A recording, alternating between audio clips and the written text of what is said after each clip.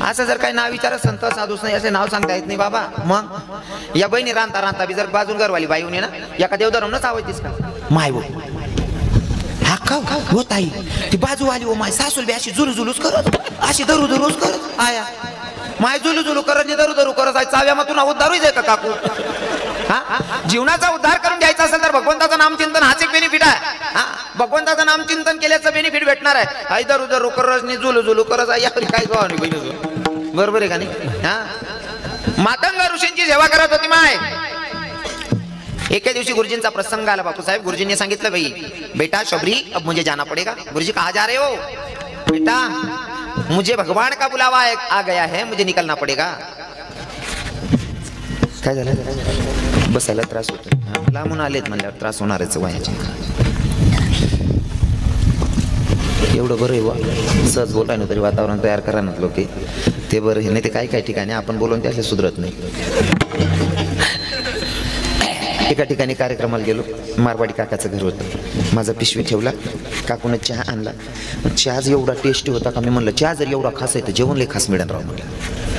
ते काकूनी चहा द्यावानंतरच अंदाज लागला ना जेवण बोलतं भारी बेटी म्हणून. नेमकं त्या काकूनं त्या मारवाडी काकाला विचारलं म्हणजे महाराजांना विचारणं जेवायला काय बनवायचं.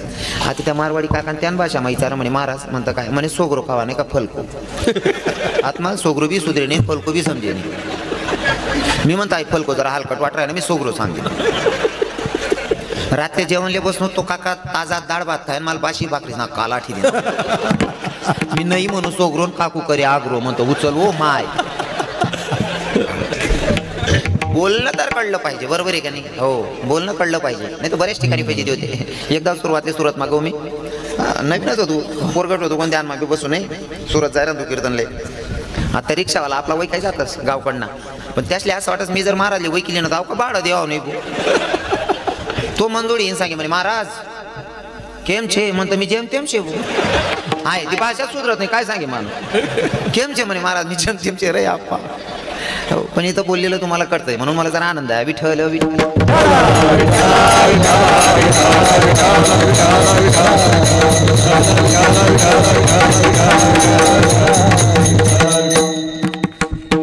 शबरी आईला गुरुजींनी सांगितलं बेटा शबरी अब मुझे जाना पड़ेगा. कहाँ जा रहे हो गुरुजी. बेटा मुझे भगवान का बुलावा आया है मुझे निकलना पड़ेगा. शबरी आई सांगते देवा साधू बाबा तुमच्या भरोशावर एवढी अरण्यात राहत होती आता तुम्ही मला सोडून गेलात म्हणल्यावर या अरण्यामध्ये मी एकटी राहायचं तरी कसं. गुरुजींनी सांगितलं बेटा तुला माझा शब्द माझा तुला शब्द इथं कोणी परपुरुष येणार नाही. जो पण येईल तो जगाचा मालक तुला भेटण्यासाठी येईल. हो आणि अजून सांगतो बरं का काही लोक जातीपातीचा परमार्थ करतात. एक प्रसंग असा सुद्धा होता की शबरी माता मातंग बोलू नका मातंग ऋषींची सेवा करत होती. मातंग ऋषींची सेवा करत होती. विचारलं बेटा तू कोण आहे म्हणले मी शबर राजाची मुलगी शबरिया. हे ते शिष्य परिवार ऐकत होते गुरुजींचे. शिष्यांना असं वाटलं की भैया ही भिल्ल समाजाची शबरिया आणि हिनं जिथं सडा रांगोळी केलेली म्हणजे हिनं सगळं फिरून स्पर्श केलेला या भूमीला म्हणजे ही भूमी अपवित्र झालेली आणि आपण या भूमीवर चालतोय म्हणून आपण सुद्धा अपवित्र झालो. मग कुठंतरी आपल्याला स्नान करावं लागेल स्वतःला हो स्वच्छ करून घ्यावं लागेल. जे रोज स्नान करत होते ना त्या सरोवरवर तिथंच नेमकं जिथं पाण्यात स्नान करत होते त्या पाण्याचं रक्त झालं. ते साधू पडत पडत आले गुरुजींना सांगायला लागले गुरुजी जिस पानी में हम नहाते थे ना उस पानी का खून बन गया है गुरुजी. गुरुजींनी सांगितलं अरे त्याचं रक्त होणारच होतं कारण तुम्ही ज्या मायचा अपमान करून गेलात ती कोणी साधारण नाही. ती स्वतः जगाच्या मालकाची भक्त आणि भक्ताचा अपमान माझा भगवंत सहन करत नाही. मग त्या रक्ताचं जर पाणी बनवायचं असेल ना तर शबरीचे पाय धुवा आणि तिच्या पायाचं तीर्थ त्या रक्तात सोडा. त्या रक्ताचं पाणी झाल्याशिवाय राहणार नाही. ही भक्ती असते महाराज. शबरीला सांगितलं बेटा तुझी भक्ती एवढी खरी आहे ना तर इथं कोणी परपुरुष येणार नाही. जो पण येईल तो जगाचा मालक तुला भेटण्यासाठी येईल. महाराज शबरी माता वाट बघत होती. प्रभू रामचंद्र 14 वर्षाच्या वनवासाला निघाले. एका ठिकाणी प्रभू रामचंद्र लखनजीला सांगतायत लखन अरे भैया सुन मेरी बात. कौवा भैया अरे लखन सुनना अरे अपनी माँ को मिलने जाना है भैया. लखन जी ने कह दी बात भैया हम 14 साल तक हम अपनी माँ को नहीं मिल सकते. 14 वर्षापर्यंत आपण आपल्या मायला भेटू शकत नाही. प्रभूने सांगितलं अरे 14 वर्ष वाट बघणाऱ्या मायची गोष्ट करत नाही रे मी 82 वर्षाची होईस तोपर्यंत वाट बघते ना त्या मायची गोष्ट करायला म्हणले. माझा जगाचा मालक लखनजीला घेऊन निघाला. गेल्याच्या नंतर शबरी आई वाट बघत होती आणि शबरी आईचा अंतकरणातून धावा चालू होता. हे कब मेरे राम जी का वन होगा शबरी के कुटिया का पावन होगा. आएंगे रघुराई उनको आसन पर बिठाऊंगी मीठे मीठे पैर अपने हाथों से खिलाऊंगी. साथ साथ लखन जी का दर्शन होगा शबरी के कुटिया का पावन होगा. तब मेरी राम जी का पावन होगा शबरी बाग में मैं जाऊंगी, कलियां चुन लाऊंगी, अपने ही हाथों से मैं प्रभु को पहनाऊंगी। फूलों की थाली में चंदन होगा, शबरी के कुटिया का पावन होगा।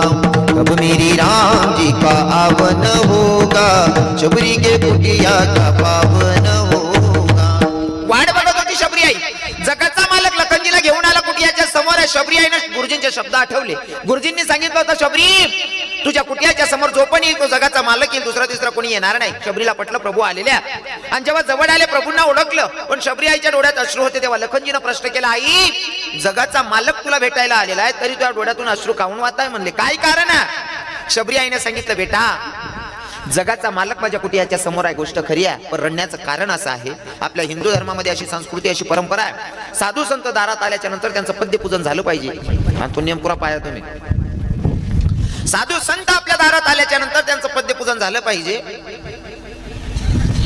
मलाही वाटतंय जगाचा मालक ब्रह्मांडाचा धनी माझ्या कुटियाच्या समोर आहे, मला देवाचे पाय धुवायचे आहेत। पण लखन लहानपणीच मायबापांचा त्याग केला, घराचा त्याग केला, संसाराचा त्याग केला, मला पाणी प्यायला ग्लास नाहीये, माझ्याकडे भांड नाही रे।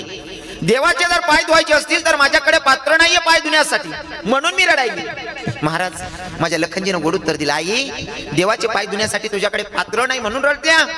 हो रे लखन, आई देवाचा पाय धुण्यासाठी तुझ्याकडे पात्र नाही, तर तुझी पात्रता एवढी की जगाचा मालक तुझ्या कुटियाच्या समोर आहे। दादा जगाचा मालक भेटायला आला, शबरीचे भाव बघितले, हो, आणि नुसते भाव बघितले ना तर शबरीची उष्टी बोर